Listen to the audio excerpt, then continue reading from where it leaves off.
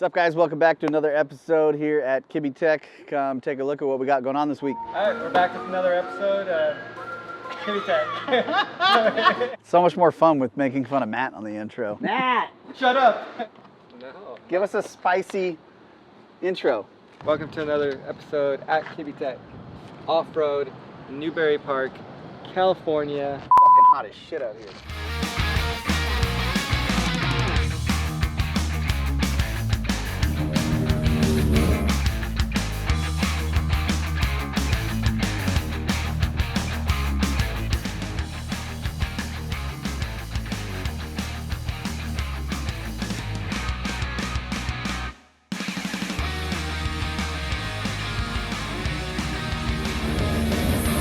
All right, small little update on the Bugattimax. As you know, it's been my daily driver for a couple of years. I haven't done a thing to it besides beat the crap out of it and go off-road and do burnouts and stuff.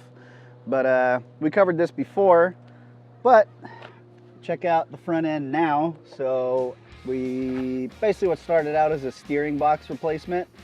I got a steering box from Redhead Steering Gears, and I was going to put that in. And then once I got this thing up in the air with the wheels off of it and started taking parts off, I just pretty much took the whole front end off the truck. So upper, lower arms, all the steering components, one of the charge tubes from the intercooler, the shocks, everything. We took everything completely off. Took the diff out, the diff mounts, pretty much everything under the front of the truck. So yeah, it was just time for a prep and a rebuild. Just pretty much all the uniballs, heim joints, the uniballs and the end of the shocks, everything was just completely blown out and squeaking and just kind of wandering all over the road, making a bunch of noise. Everything's loose. So yeah, took everything off, gave everything a full prep. Instead of taking the upper arms apart and changing out the rod ends there, we just put our new upper arms on it with new rod ends. So this is our new style upper arm. And we got a little carried away with the 12 points there for the jam nuts. And then spindles and lower arms were the original ones that were on this truck. I DA sanded them and wire wheeled them and then just hit them with some gray steel it just to get them looking fresh, just something quick. Didn't want to spend time getting them re-nickeled or powder coated or something like that. So just steel-itted those. Tie rods, these are new tie rods, new style with just how we machine them now. And then all new FK rod ends, uniballs everywhere there. And then inner, I went with some ARP stainless hardware here, and also on the four-wheel drive axle on the flange there I did stainless 12 points there as well. So I got pretty carried away on some of the hardware there. And then this outer bolt's actually RPI 12 point because I didn't have a grade 8 bolt to put there. So pretty much all the rest of the bolts just grade 8 bolts, just all new stuff. Complete new lower rod end on the shock. The other one, the uniball, had about a 1/2 inch play in it. So that whole thing's moving around. This thing was all beat up from moving around, so just replaced it. Put a raised coil plate on it because I had a flat one before, just so we didn't have to preload the spring as much. Shocks didn't get rebuilt. I have a new set of shocks for this thing that are down at KDM right now, getting the full treatment. That's why the bump stops aren't in right now either, because those are down there getting rebuilt with the new shocks. See on the back there, we got our limit straps on it now. Got the other ones off there, got ours on there. And we also put stainless 12 points for those as well. The frame, just kind of cleaned up the frame real quick and hit that with black steel-it as well. And then the steering components, so pitman arm and the idler arm and the idler arm support, all that stuff now is all from Kryptonite. So Kryptonite products make some pretty cool stuff for that. So we replaced all that with their stuff. I pulled the whole diff out because it was all rusty. You know, these things come from factory, just pretty much just all rusty. So we cleaned that up, painted that with some steel-it. On the front here, you'll notice there's no more tubes connecting here to here. So I cut those out to make it easier to get the steering box in and out, and I wanted to redo the bumper anyway. Because this tube is actually offset to where this second skid plate insets here. So now with the new skid plates going to be one piece, this tube needed to be flush on this tube. So we're going to do that at a later date. I'm also going to change some of this up here. But for now, I just wanted to get it back on the road and just slowly down for a couple days. So yeah, nice little rebuild. And you notice there's axles in it now too. So that's all brand new inner and outer CV parts, brand new axles. Everything's powder coated. And then you notice here, so the stock pivot kind of comes down in like an inch and then comes back up. So I trimmed all that off to get a little more approach angle clearance up here up front.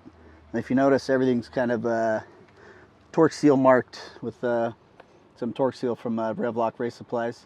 So we got that everywhere. Every bolt is anti-seized with the Revlock stuff.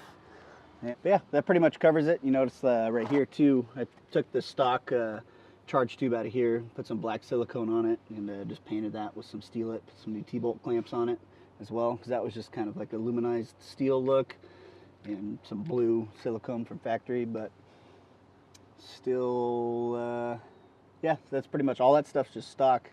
I want to get some sort of aftermarket stuff for that, but we'll deal with that at a later date. But yeah, pretty nice little rebuild for the front of the truck.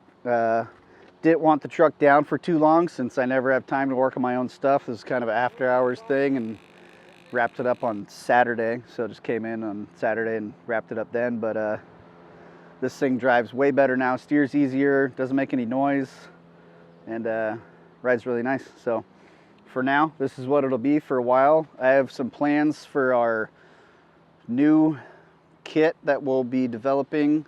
We're already developing, but we'll get into that at a later date. It's going to be probably the only thing we'll keep from that will be the upper arm and the tie rod. Everything else is going to be different. Yeah, so pretty much everything that was on this front end was on it since we originally built it back in 2014. So that's, you know what, 7 years now. So definitely got our use out of all that stuff, and put another 7 years or so on this thing. We got McMaster dropping off some parts right now. What's up, bud? All right, back here on the white truck, shock mounts. We just showed you these last week. We said we weren't going to do the big cutout with the tapered pocket like the other trucks, but we decided, me and Evan decided that we should anyway, so we did that.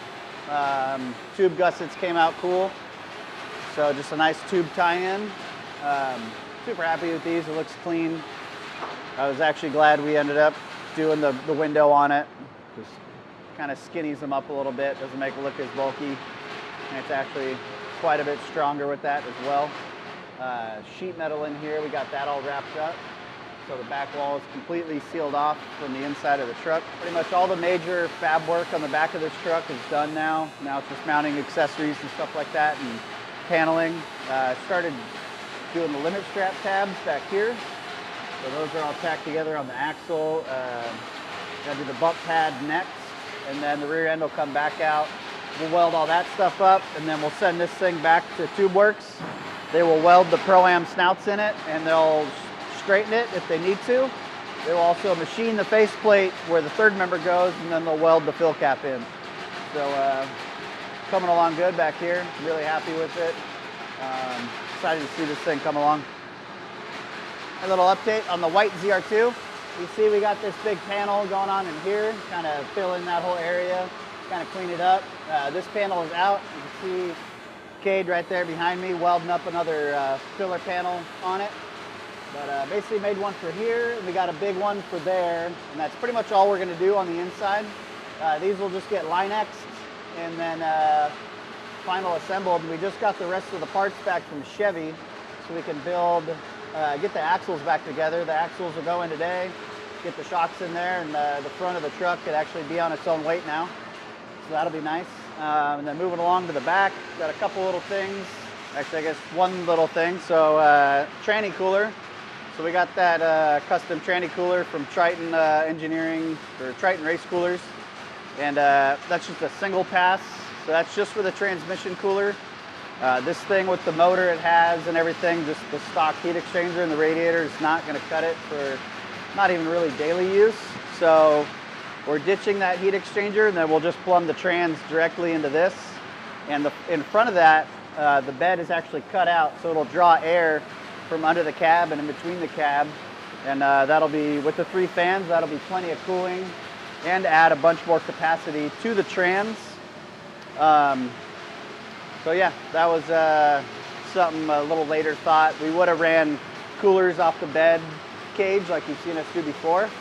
But that's a good solution, and that'll work great, and that'll keep our trans happy because no one wants to blow a tranny out on the trail. Next up, I'll plumb that with all the Earl stuff, and then we'll be back in business.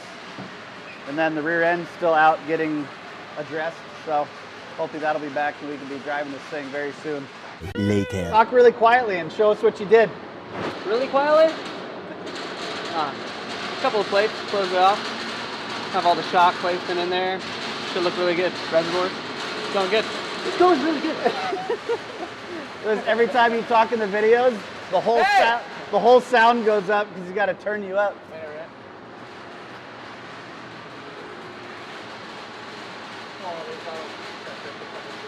What do we got going on the F-150? What? The OBS. Oh. We've got pretty much everything all sealed off. I'm working on the last like 2 pocket panels. Two pocket panels. Pocket panels. Panel pockets. Panel pockets.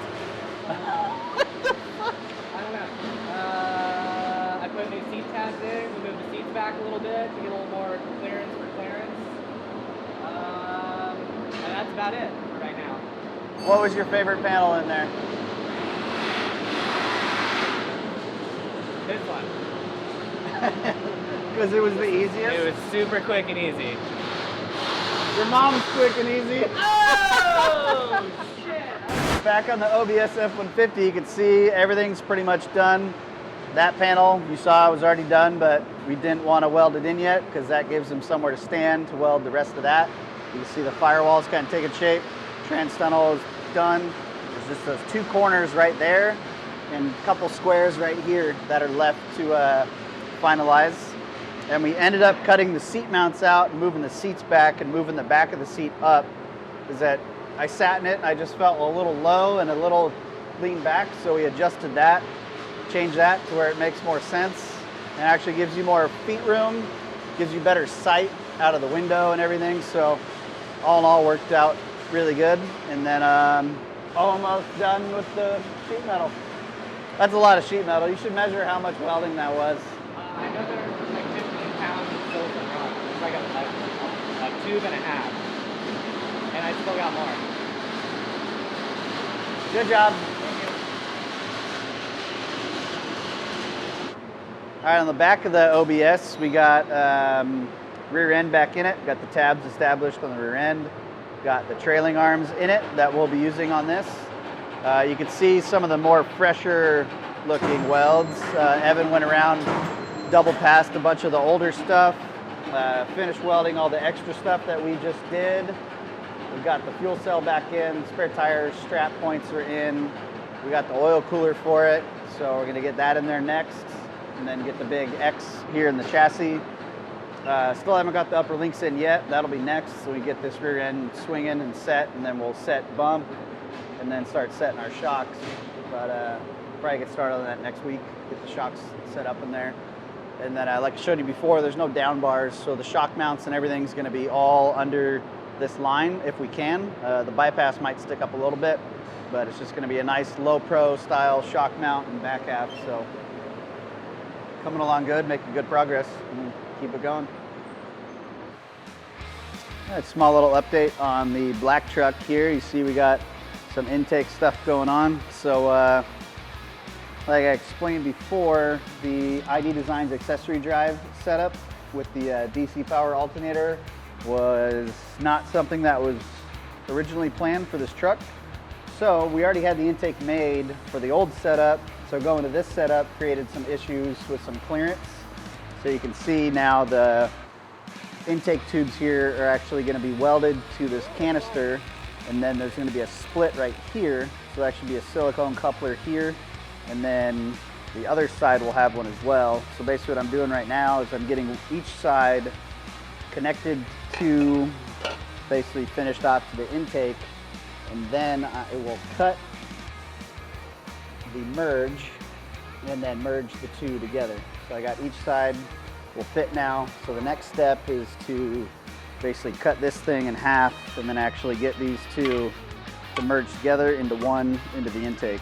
So It was really tricky getting in and around everything because it's got to go through that panel, under this tube, under or above the alternator, which is really close. I actually trimmed the corner of the bracket right there, and then actually cut the ear off of this side of the AC pump, and then yeah. So next step, weld these up, merge this together, and then take all this back apart, send it to powder coat, and put the air filters back in, and that setup's done. So once that's done, we're gonna have my tuner come over here, dial this thing in so it'll idle, and then the front clip is all at powder coat right now. So once that gets back and that intake stuff's done, get this thing over to the body shop, have them finalize the front clip. And then yeah, windows. The window guy actually came and brought the wrong back window, so he'll be back with the right one. And then we got one window in today, which was exciting. So you know it's getting close when the windows go in. So it's cool seeing a window on it again. And then exhaust. So basically I got the exhaust done from underneath to this point. So that clears the shocks at full droop good. So we got this thing back on the ground at ride height. We got to put the bedside back on, and then I'm going to finalize from here out the bedside somewhere. So it's going to be somewhere within this range is where the exit will be. We can come back up with it. We can come kind of at this straight angle out here. So I'm not quite sure what I want to do yet. Get the bedside on, finalize that, and then send that out for ceramic. And then we're also going to heat wrap that section since it's so close to everything.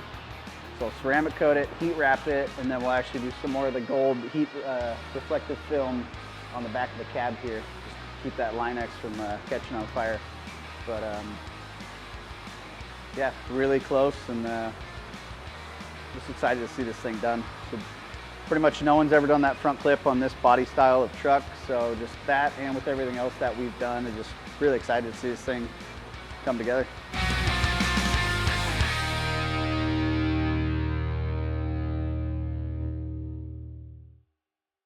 Check back next week for more. Dance. No. Son of a bitch. I bent my fucking big toenail in half the other day and you just fucking stepped on it. Good. Oh, Good. that fucking hurt.